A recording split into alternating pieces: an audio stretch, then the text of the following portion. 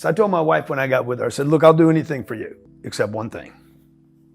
I will not give up on my dream. If I got to surrender my dream, I'd rather be alone. I see so many people, man, they give up their dream for the wife. They give up their dream for the husband. And I'm like, look, I'll give you anything. Monogamy, I'll never cheat on you. I'll never jack around on you. I'll take care of you. I'll provide you with a life that you can only dream of. If I got to be less than who I'm meant to be with you, that's powerful. Can't give you that. If I got to be less than who I'm meant to be with you, can't give you that. Never, and I mean never, give up your purpose for a woman. One thing I always like to see is men putting themselves first. And you have to understand, in a society such as ours, when you put yourself first as a man, you're going to be called selfish. When she puts herself first, she's going to be called empowered. This society does not want you to be your own mental point of origin as a man.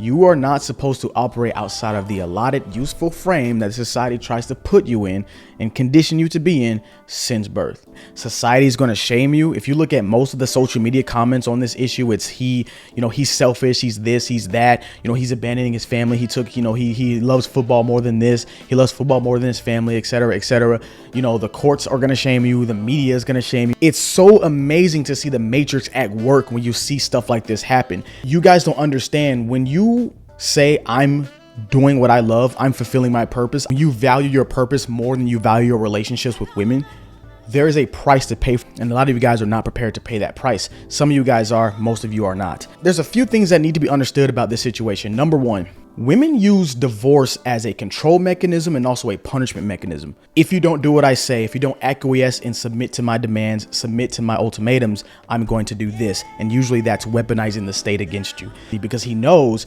in the back of his mind, she has this ace in the hole that she could deploy at any time due to her personal feelings of discontent. And make no mistake, the reason why a lot of these ladies are running to the divorce court is not because there's any legitimate form of mistreatment. They're doing it because it's convenient. Understand the difference between mistreatment and not getting what they want.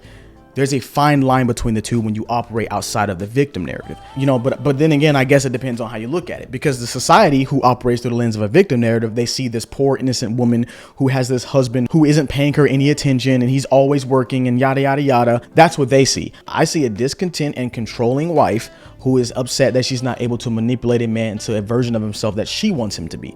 Remember in the past video, I told you, women are always going to make you a lesser version of yourself. She's always going to tame you into a lesser version of yourself if you allow her to do that. The problem is, the moment she's able to do that, she still doesn't love you. You think you're saving the relationship by doing that, but you're really not. All you're doing is buying yourself time. Here's the thing, when you submit to a woman's ultimatums, when you submit to a woman's emotional and mental manipulation tactics, all you're doing is buying yourself time. Right? It's either you don't submit to her ultimatum and the relationship ends instantly, or you do submit to her ultimatum and it ends somewhere down the road. But make no mistake, it's going to end at some point. It's so funny how people are commenting, oh, what do you have to prove? What do you have to prove? You already have this amount of championships. This man's really choosing football over his family. People are bringing up his record. Oh, you got divorced just so you can go 3-5 on the season? Are you serious? Why does this have to be a guy who's trying to prove anything? Why can't this just be a man who's doing what he loves? Do we ever think about that?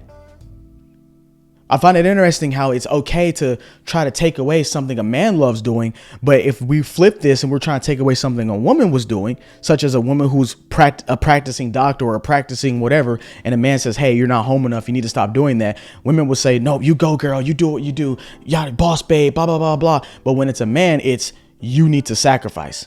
That's the standard that you're held to, but they don't complain about that double standard. When you make decisions that solely benefit you, you are called selfish, you're called a narcissist, you're called a misogynist. When she makes decisions that solely benefit her, she's called empowered, she's called a boss babe. There's a reason for that. You're seeing the matrix and the mechanisms that are in place working in real time. That's why I like to report on these issues. That's why I like to use these examples to show you guys, yo, this isn't just some crazy guy rambling. A lot of you guys, if you're over here, you see the signs, you see the patterns. Do not surrender your purpose simply because some chick wants you to. Okay. And then you have all these people making comments like, who the hell knows what kind of relationship he has with his children? Who knows what kind of relationship he has with his family? Nobody knows this, but we're just assuming it's bad because he's a man. This Tom Brady divorce situation is the typical you work too much narrative, right? You work too much, you're not home enough, the kids don't see you enough. But if he stays at home all day, you're home too much, you're smothering me, you're not ambitious enough. But if he works a lot, you're too ambitious, all you think about is work. Like it's the same BS over and over and over again. You guys need to break out of the slavery that is modern relationships. The epitome of your happiness as a man, the epitome of your focus, the epitome of your purpose, the epitome of your fulfillment as a man is not going to be through relationships with these chicks. You're damned if you do, you're damned if you don't. There is no right answer. If you go right, it's wrong. If you go left, it's wrong. If you go up, you're wrong. If you go down, you're wrong. This is why I say there is no correct way but your way. She's going to be pissed off regardless. So why not just do what's best for you in the beginning? It's never good enough. It's never going to be good enough. So do what the fuck you want to do. Stop trying to find this happy medium when it comes to chicks. There is no happy medium. She's prone to unhappiness. She's prone to discontentment. And she's going to act on that at some point. Like what? Like I don't understand. Like what part do guys not understand when it comes to this? There is no right answer but your answer. There is no correct way but your way. This is the example of that. I'm choosing football. I'm choosing what I've always loved. Fuck you. Do what you have to do. I'm going to go throw this ball. It doesn't matter if I'm going 8-0 the season or 3-5 on the season. There is nothing left to prove because I've already won at life. I'm just doing the shit for fun now. That's the mentality you have to have as a man. Who cares what society says? Who cares what your miserable wife says? Do what you love to do. When you live life as a man who's your own mental point of origin, when you have this it's my way or you can get lost attitude, you have to embrace being a villain. You have to embrace being the villain because you're going to be the villain regardless. It doesn't matter if you're a good man or not. You're going to be the villain. She's going to find a way to victimize herself at your expense. So just get used to it. Choose you every single day because she will not hesitate to choose herself. And I can tell you right now, when you choose yourself and you don't focus on whatever the hell she wants, you're going to find a woman who wants the same thing as you. That's the only woman that's going to add value to your life. She has to be on your program. She has to want the same things that you want. So you're dealing with some miserable chick who wants to suppress you and who wants to make you a lesser version of yourself. You're not dealing with a woman who wants to add value to your life. Any woman who's trying to make you a lesser version of yourself to stop you from doing from something that you've always done, something that has brought you joy for many years, and she's trying to put a time limit on that, that's a woman who doesn't want to add value to her life. That's why she's leaving him. She just used that as an excuse. Women have been doing this for ages. Women are very crafty about how they enter and exit relationships, and they only do so if they can be perceived as the victim. I see this shit. Some of you guys see it. Most of society doesn't because they're bots. They're NPCs. They're robots. You go to the comment section, they're all repeating the same robotic automated response. He chose football over his kids. He chose football over his kids. He did not choose his family. He is not doing good on the season. How many rings does he need? Robots. They're all robots. They're all saying the same thing, man. And last point. This situation also highlights the fact that modern women are not compatible with true alpha males.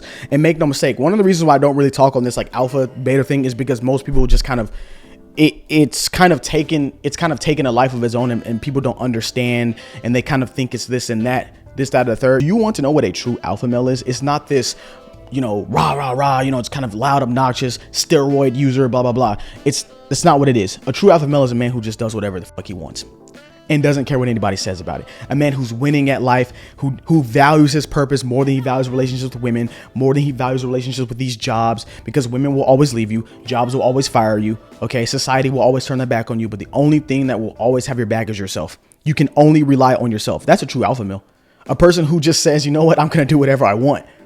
Do what you have to do. This is what I love. I have a great relationship with my kids and all this other stuff, but I choose this. This has always been there and it's always going to stay. What I mean by modern women aren't compatible with truly masculine men or truly alpha men or men who are their own mental point of origin. The reason why I say that is they don't understand that when it comes to true masculinity, we never stop chasing our purpose. You can't put a time limit on it. You can't say, hey, this is your last season doing this. Hey, this is the last time you're going to do this and you have to stop. Hey, I need more attention from here. They don't understand that our development, our pursuit on excellence never stops. They don't understand that. So we could be 40, 50, 60 years old. We're still doing the same shit we were doing when we were 25. They don't understand that. This is what I mean by women will get with you in hopes that you'll change, in hopes that she'll be able to change you into a lesser version of yourself. They do not understand why a 45 plus year old man could be still throwing a football in the field with a bunch of 19-year-olds who just came out of college. First round draft picks, you're still throwing the ball with those guys. They don't understand that. She's like, hey, it's time to hang up the hack. They don't understand it never stops with us. We can have a great relationship with our family. We can have a great relationship with our kids, but we do not stop chasing our purpose. As long as there are air in our lungs, we don't fucking stop. They don't understand that. They don't appreciate that. The only correct course of action is your course of action. Not hers, not society's, not the media, but yours and yours alone. Because the moment she's able to change you into that lesser version of yourself, the moment she gets you to stop, the moment you submit to her ultimatums, she's going to resent you. She's instantly going to resent you because deep down inside, there is no genuinely feminine woman who wants to be able to rule a man. She does not want to be able to manipulate you. She does not want to be able to control you. And I guarantee you, when you choose yourself, do what you have to do. At this point, if you want to divorce me, divorce me. If you want to stay, stay. I don't really care. He adopted my policy, door wide open. If you're not happy, there you go. I'll help you pack, right? When you do that, two things will happen. Yes, she'll get pissed off. She might call you toxic. She might call you a narcissist. She might call you selfish, but guess what? She'll respect you for it because you stood on your square. And so if she gives you an ultimatum and you accept it, if she's able to manipulate and control you and you bow down to it, she'll be happy temporarily, but she will always resent you for that because she does not want to be able to do that. And you guys that think it's okay to tuck your ball sack when you're dealing with women, tuck your ball sack when you're dealing with life, that's why nobody respects you. That's why nobody's going to remember your name. We're going to remember Tom Brady. We're not going to remember Giselle, whatever her last name is. Until next time, like and subscribe. I'll see you guys on the next one.